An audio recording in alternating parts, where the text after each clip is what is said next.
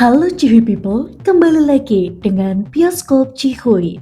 Pada kesempatan kali ini kita akan membahas film tentang perjuangan Dakota dan Lisa untuk bertahan hidup di tengah kepungan predator laut yang lapar. Langsung saja kita ulas film berjudul Film dibuka dengan memperlihatkan sebuah kapal melintas di tengah laut lepas di wilayah Endyville. Di sana kita dikenalkan dengan seorang pria bernama Josh yang merupakan ahli biologi kelautan yang sedang mendengarkan radio maritim. Radio tersebut merupakan sistem informasi cuaca berbasis satelit yang memberikan prediksi juga peringatan terkait kondisi laut. Dari siaran itu terdengar jelas peringatan cuaca ekstrim diperkirakan terus meningkat sepanjang hari, dengan kemungkinan besar akan berkembang menjadi badai besar. Storm is nothing to mess around with. Severe weather threats ramping up throughout for this area. Lalu berpindah ke sisi lain, di pesisir Endyville, terlihat seorang gadis bernama Dakota yang menerima telepon dari pamannya Josh yang ada di laut tadi. Dan lewat telepon itu, Josh memperingatkan Dakota untuk segera melakukan evakuasi sebelum kondisi memburuk. Tak hanya Dakota, suasana di sekitar juga mulai berubah. Sejumlah warga terlihat berkemas setelah pemerintah mengeluarkan himbauan resmi untuk segera meninggalkan wilayah pesisir. Di waktu yang bersamaan, adegan berpindah ke tiga bersaudara yang sedang bermain di rawa muara dekat pantai. Mereka bermain dengan sangat beraninya, ayun-ayunan di muara tanpa berpikir akan ada petaka yang datang di kota mereka. Suasana yang awalnya santai itu tiba-tiba berubah saat ayah tiri mereka datang menghampiri dengan nada kasar dan emosi yang meledak-ledak. Bapak galak memarahi mereka dan memaksa mereka segera pulang. Don't you know that there's snakes in these swamps? Who do you think's picking up the goddamn doctor's bill? Setelahnya, adegan berpindah lagi pada seorang gadis bernama Lisa yang sedang hamil tua. Dari wanita inilah kita diperlihatkan riuhnya keadaan di pesisir kota Endyville itu. Saat Lisa akan segera pulang, ia bertemu tetangganya yang merupakan sopir truk solar sedang bekerja mengisi tangki karena disuruh bosnya. Dari obrolan mereka, tampak mereka yang belum mengetahui bahwa ada anjuran evakuasi dari pemerintah. Tak hanya mereka, ternyata masih banyak warga lain yang belum sadar kalau situasinya sudah darurat. Termasuk Bapak Galak yang tadi menjemput tiga bersaudara itu. Di dalam mobil, radio mulai menyiarkan peringatan tentang badai besar yang akan segera datang, lengkap dengan imbauan keras untuk evakuasi. Tapi bukannya panik atau mikir, Bapak Galak itu justru santai saja. Dia menganggap itu semua cuma omong kosong, lalu mematikan radio seolah tidak ada apa-apa. Have issued a mandatory evacuation, expected to hit shores within the next hour. In fact, I swear to God, bullshit we are. Sementara itu, di sisi lain Josh yang sedang berada di pesisir mendapat laporan dari BMKG. Ia mendapatkan data bahwa badai di sana akan luar biasa besar. Must be a big one. He's a monster. Oh, I've got to go. Mendapat data itu, Josh dan rekan-rekannya langsung bersiap untuk melakukan evakuasi. Namun sebelum pergi, dua orang wartawan tiba-tiba datang menghampiri dan meminta Josh memberikan keterangan.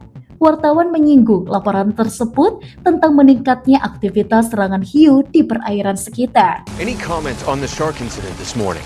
What incident? Myrtle Beach was attacked by a great white shark. Spotted at least 2 sharks on the scene. Got 12 times as powerful. Is on the rise according to the... Setelah wawancara itu, mereka pun segera pergi dari sana dan terlihat situasi alam mulai berantakan.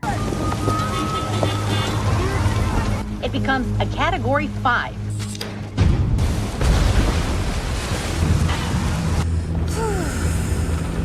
Just breathe. Singkat cerita, 1 jam berlalu, situasi di kota mulai memburuk. Angin dari laut bertiup semakin kencang sampai merusak atap beberapa rumah di pesisir. Hujan deras juga mulai turun tanpa henti, dan di saat yang sama, permukaan air laut ikut naik karena dorongan badai dari laut lepas. Air terus mendekat ke arah daratan, membuat tanggul pembatas laut menerima tekanan besar-besaran secara terus-menerus. Sampai akhirnya, tanggul itu tidak lagi mampu menahan tekanan dan jebol. Air laut langsung masuk ke wilayah kota dan inilah awal dari bencana yang terjadi.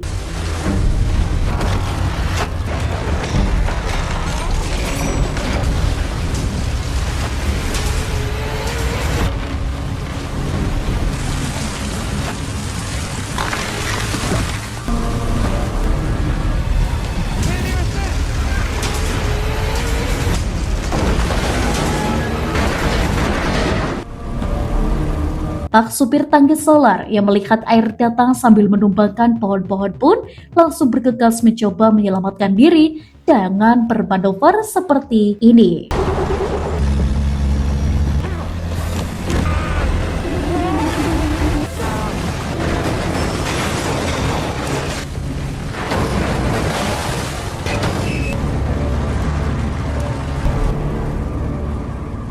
Tak hanya si sopir solar, terlihat juga Lisa yang berusaha menyelamatkan diri. Tapi mobil hilang kendali, terbawa arus dan menabrak batang pohon lalu terjebak di sana.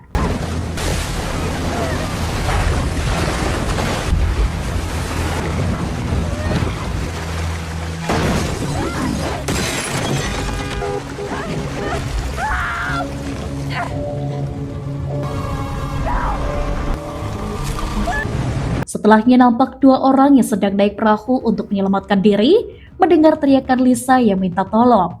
Akhirnya mereka pun turun dari kapal dan berusaha menolong Lisa yang terjepit kayu. Tapi melihat keadaan Lisa, di mana banyak ranting yang mengikatnya, pria itu pun minta tolong ke satu temannya untuk mengambilkan alat pemotong di mobilnya. Namun, belum sempat menolong Lisa, tiba-tiba hal ini pun terjadi. We're gonna get you out of here. Hey! Ah! Jimmy! Jimmy!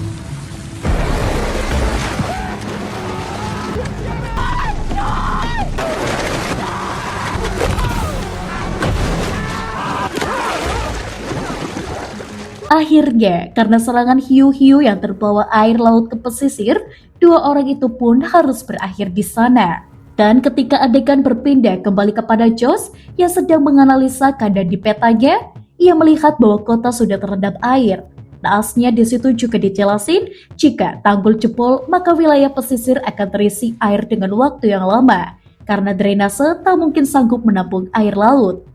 Terlebih lagi keadaan kota Annifel itu adalah daratan yang posisinya lebih rendah dari permukaan laut.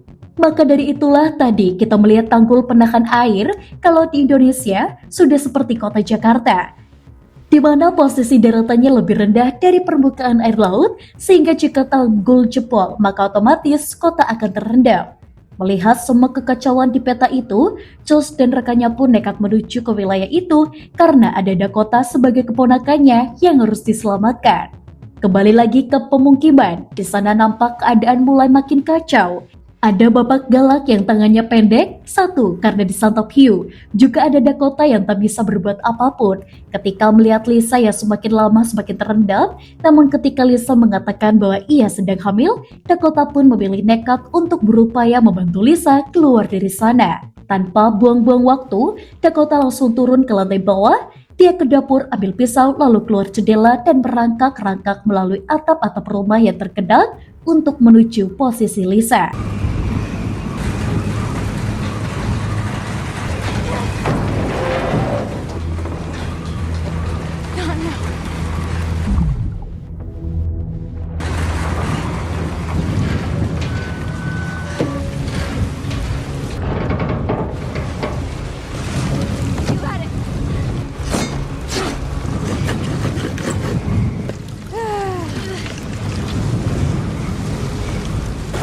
Beruntungnya mobil Lisa itu Mini Cooper, yang atasnya kain buka tutup dan hingga Dakota bisa dengan mudah menyobeknya dan perlahan membantu Lisa keluar dari sana menuju Dakota. Setelah posisi mereka sudah aman untuk sementara, Dakota langsung berinisiatif untuk menata kain di atap rumahnya dengan membentuk tulisan help. Tak hanya Dakota dan Lisa, tiga bersaudara juga terjebak di dalam rumah. mereka tidak bisa kemana-mana karena hiu terus berkeliaran dan terpaksa mereka hanya berlindung menunggu keajaiban datang. Tapi yang bikin heran, saat mereka lagi nangkring terlihat juga Papa Galak yang ternyata masih selamat dengan perban di tangannya. Namanya juga Papa Galak, gak pikir lagi dalam keadaan genting segimana, ia tetap marah-marah saja. Hingga hal ini pun terjadi. Who left us? You're gonna get in that truck and drive off. I went to get help, Ron. Right now you gotta do the same for me. Get in there and go get me some help, man. I'm fucking dying here. Out there? Yeah, in the water. You know what? You listen. I'm fucking asking you now. I'm telling you. There's no people, so you can do it. Son of a bitch.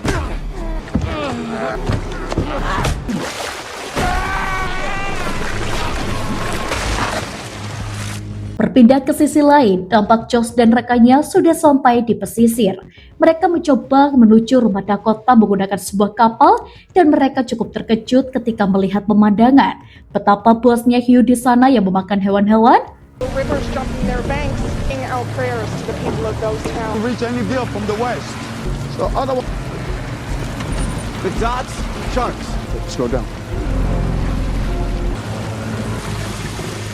Dan dalam perjalanan Josh menuju ke sana, Josh juga mendapat info dari BMKG kalau permukaan air laut akan terus naik secara signifikan walaupun perlahan. Dan benar saja, Lisa yang berada di lantai 2 rumah Dakota sudah mendapati kasurnya berubah menjadi kapal dan terus meninggi mengikuti genangan air sampai hampir menempel ke plafon. Mendapati keadaan di mana Dakota dan Lisa tak mungkin bisa lebih lama bertahan, Dakota pun berinisiatif nekat keluar dari rumah untuk mencari kapal Scotchy. Beruntungnya, kapal Scotchy punya 2 orang yang tadi siang mencoba menyelamatkan Lisa masih berada di sana, tersangkut sebuah pagar rumah.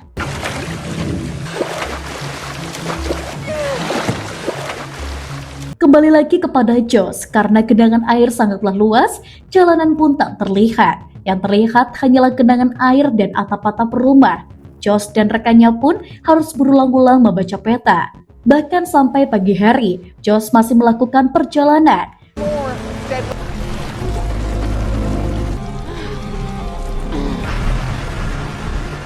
Sekarang pindah lagi pada 3 bersaudara tadi. Tampaknya mereka yang masih berusaha survive dengan mengumpulkan daging-daging segar yang berada di rumahnya. Entah mau digunakan untuk apa, tapi yang jelas ada sebuah daging juga beberapa bahan peledak milik Papa Galak yang bersama kita ketahui dari tampangnya, Papa Galak itu memang suka berburu dan punya bahan-bahan persenjataan. Tak hanya 3 bersaudara itu, terlihat juga Lisa yang masih menggenang di atas kasur dan Dakota yang gak tahu lagi dia mau ngapain dari semalam sampai pagi, berada di atas Scotchy itu dan tidak punya inisiatif untuk membawa Lisa bersamanya. Tak lama kemudian, rumah yang tergenang air itu pun reot hingga hancur, dan Lisa harus menyelamatkan diri dari sana. Disitulah barulah Dakota mendayung Scotchy-nya untuk mendekat kepada Lisa.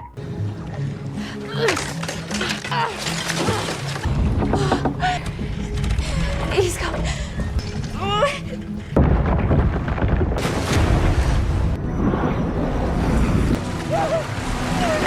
Okay.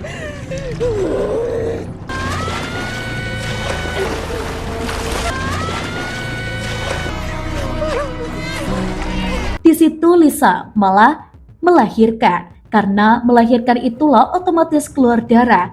Akhirnya hal itu pun membangkitkan penciuman hiu dan serangan pun tak terhindarkan.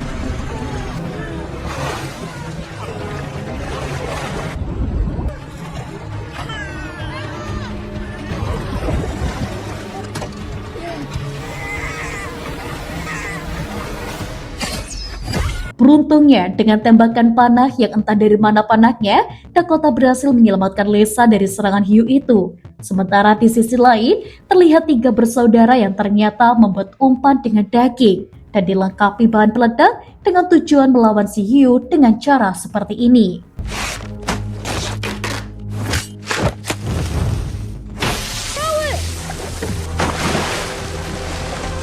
Where are they at?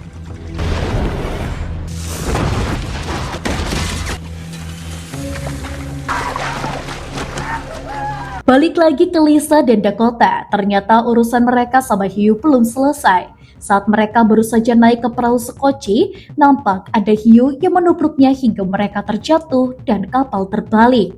Di momen itulah di saat mereka akan dikonsumsi oleh hiu, beruntungnya paman Del Joss datang dan langsung melemparkan senjata khusus hiu untuk menyelamatkan mereka dari santapan.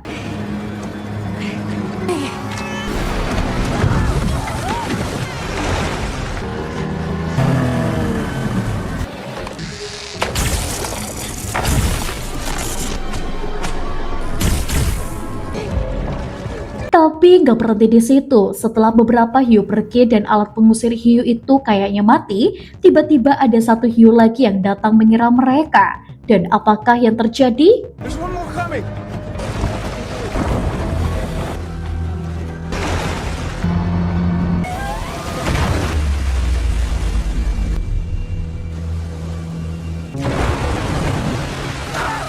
Holy fucking shit.